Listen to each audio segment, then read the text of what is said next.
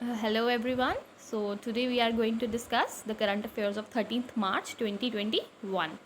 So जो पहला जो न्यूज़ है वो क्या है कि Uttar Pradesh is the first state to declare the human wildlife conflict a natural disaster. ठीक है, क्या है कि जो उत्तर प्रदेश है उसने नेचुरल डिज़ास्टर किसको डिक्लेयर किया है? ह्यूमन वाइल्ड लाइफ कन्फ्लिक्ट को. यूजुअली जो नेचुरल डिज़ास्टर्स होते हैं वो फ्लड्स हो गए, ड्रॉट हो गया, वॉल्केनिक इरप्शंस हो गए, अर्थक्वेक्स हो गए. तो बट डिस्टिंक्ट यहाँ पे क्या है कि ह्यूमन वाइल्ड लाइफ कन्फ्लिक्ट को एक नेचुरल डिज़ास्टर जो है वो डिक्लेयर किया गया है. ठीक है, नेक्स्ट आ गया Sindhu Sadhana. What is it? It's a research vessel.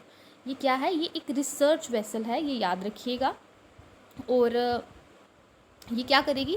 ये सैम्पल्स को कलेक्ट करेगी, माइक्रो ऑर्गेनिजम्स के, जो भी इंडियन ओशंस में जो भी माइक्रो ऑर्गेनिजम्स हैं उनके सैम्पल को कलेक्ट करेगी. किसके लिए? जीनोम मैपिंग के लिए.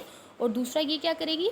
ये इम्पैक्ट स्टडी करेगी कि जो पॉलीमेटालिक नोड्यूल माइनिंग जो ओशंस में जो करते हैं वेरियस मिनरल्स को ढूंढने के लिए, तो उसका इम्पैक्ट जो है वो माइक्रोब्स पे जो है वो क्या होगा. ठीक है, तो आपको क्या याद रखना है कि जो सिंधु साधना है वो एक रिसर्च वेसल का नाम है, किसी पर्सनैलिटी का नाम नहीं है. ओके, सो नेक्स्ट अब आ जाता है हमारे पास मोबाइल ऐप. ठीक है, एक मोबाइल ऐप जो है वो लॉन्च की गई है जिसका नाम है ई सुविधा. ठीक है, अभी लॉन्च हो जाएगी थोड़े दिनों में, ऐसा जम्मू कश्मीर के डिस्ट्रिक्ट एडमिनिस्ट्रेशन ऑफ रामबन में जो है ये बात अभी न्यूज़ में चल रही है. तो अब अच्छा ये क्या करेगी? ये डिलीवर करेगी पब्लिक सर्विसेज को. अगर आपको कुछ भी सर्विसेज जैसे हेल्थ रिलेटेड होगा या कोई भी हमारे जो घर के रिलेटेड कुछ भी सर्विसेज अगर होंगी, like food and civil supplies हो गया या बैंकिंग रिलेटेड कोई भी सर्विसेज होगी, तो वो हम यहाँ इस पोर्टल पे जाके जो है उन सर्विसेज को अवेल कर सकते हैं. और ये ऐप जो है हमें गूगल प्ले स्टोर पे भी जो है वो मिल जाएगी. ठीक है, so next. Okay, who is the first Indian women cricketer to score 10,000 runs. हाँ, कुछ लोग कमेंट सेक्शन में बोल रहे थे, कुछ स्टूडेंट्स की डिमांड थी कि क्वेश्चन आंसर के फॉर्मेट में जो है वो मैं करंट अफेयर्स प्रोवाइड करूँ. तो जहाँ मुझे लगेगा कि ये क्वेश्चन आंसर के फॉर्मेट में है तो मैं वहाँ पे प्रोवाइड कर दूँगी.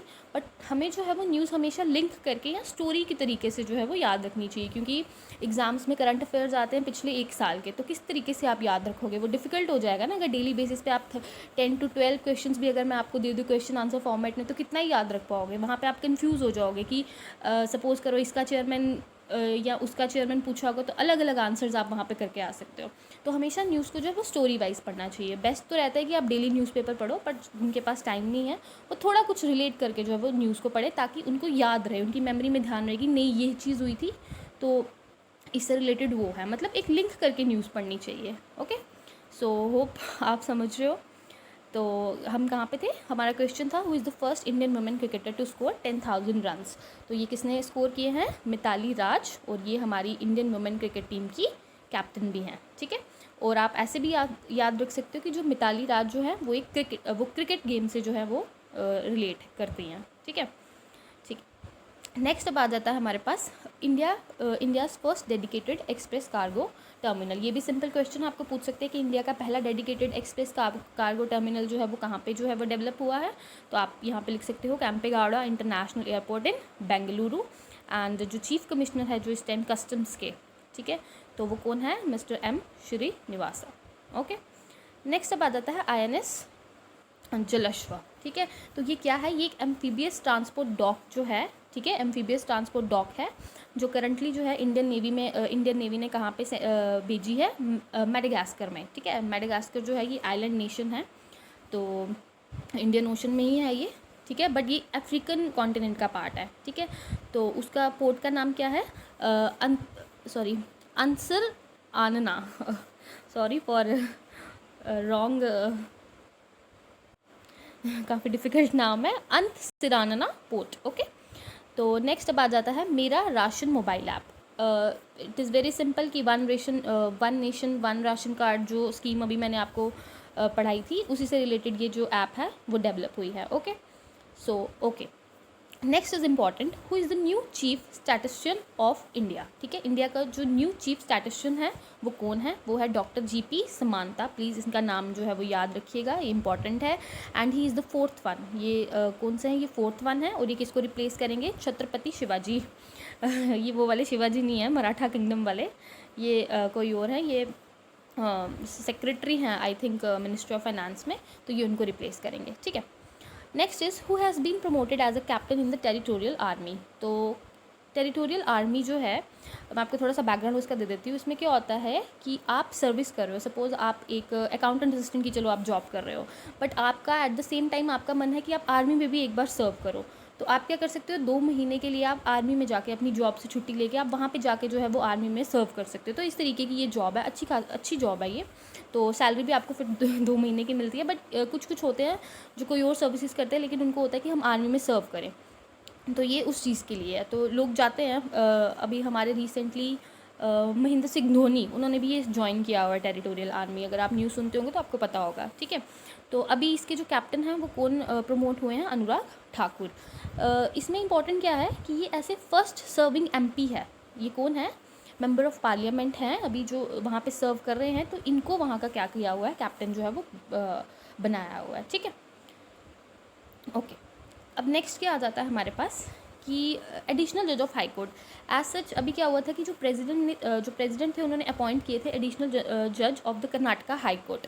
वो हमारे लिए इंपॉर्टेंट नहीं है किसको किया था, हमारे लिए ये इंपॉर्टेंट है कि ये पावर किसके पास होती है, एडिशनल जज ऑफ द हाई कोर्ट को अपॉइंट करने के लिए। एडिशनल जज हम क्यों अपॉइंट करते हैं, कुछ अगर कोर्ट में ज़्यादा केसेस का बर्डन हो जाए, या समटाइम्स जो जज है वो कोई छुट्टी पे गए हैं या अपने अपने काम होते हैं, तो एडिशनल जजेस को हम हायर कर सकते हैं। तो ये पावर जो है वो किसको दी गई है, ये पावर दी गई है प्रेसिडेंट को, ना कि चीफ जस्टिस ऑफ इंडिया को। ये पावर किसके पास है, प्रेसिडेंट के पास है, और अंडर आर्टिकल 224।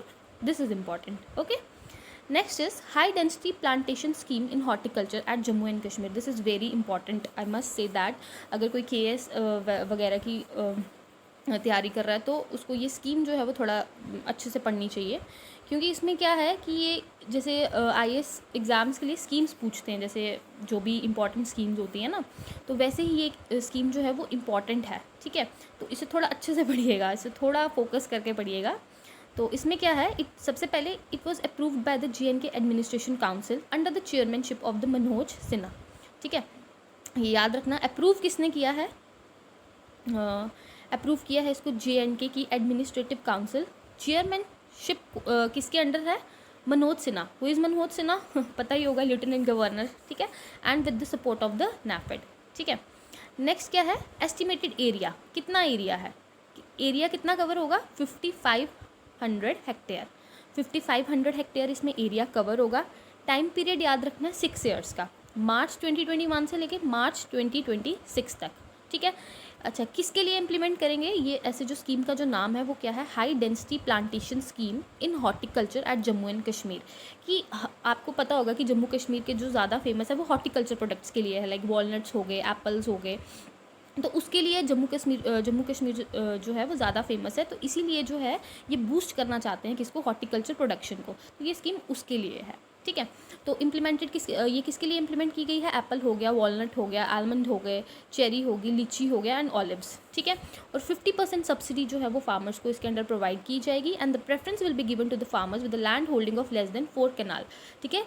प्रेफरेंस किन फार्मर्स को दी जाएगी, जिनकी जो लैंड होल्डिंग्स है वो लेस देन 4 कनाल है। समटाइम्स ऐसा होता है किसी के पास ज़्यादा लैंड होती है, उनको भी मिल सकती है, लेकिन जो पहले नंबर पे जो प्रेफरेंस दी जाएगी वो किसको दी जाएगी, जिनकी जो ज़मीन है वो 4 कनाल से कम है, ठीक है। नेक्स्ट आ गया, under whose leadership the first meeting of the BRICS contact group take place. तो ये किसके लीडरशिप में होगी, इंडिया के लीडरशिप में। दिस इज़ जस्ट सिंपल, तो मैंने इसको क्वेश्चन आंसर के फॉर्मेट में दे दिया।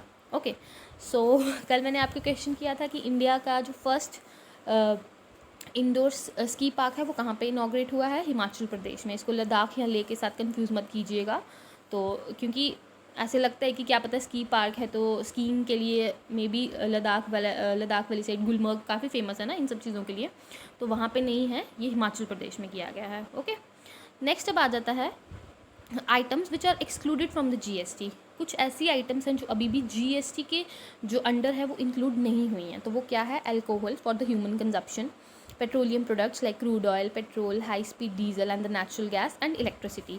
इनको थोड़ा ध्यान में रखना, आपको पूछ सकते हैं कौन सी ऐसी आइटम्स हैं जो जीएसटी के अंदर इंक्लूडेड नहीं है। ये टॉपिक इसलिए इंपॉर्टेंट है क्योंकि आपको पता होगा कि जो पेट्रोल के प्राइसेस हैं वो काफ़ी बढ़ रहे हैं, तो बात चल रही है कि जो पेट्रोल के प्राइसेस हैं उनको भी हम जीएसटी के अंदर जो है वो इंक्लूड कर लें, ठीक है।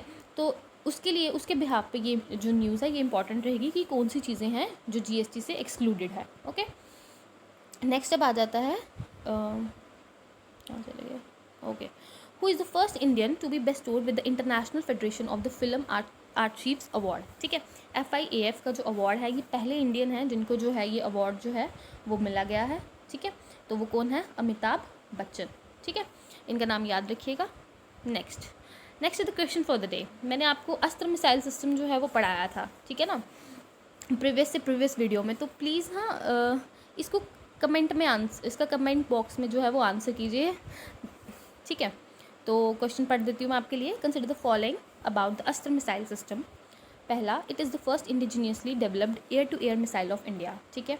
It works on beyond visual range air to air missile technology, ठीक है। Third one is it is the most potent weapon system for the Indian army.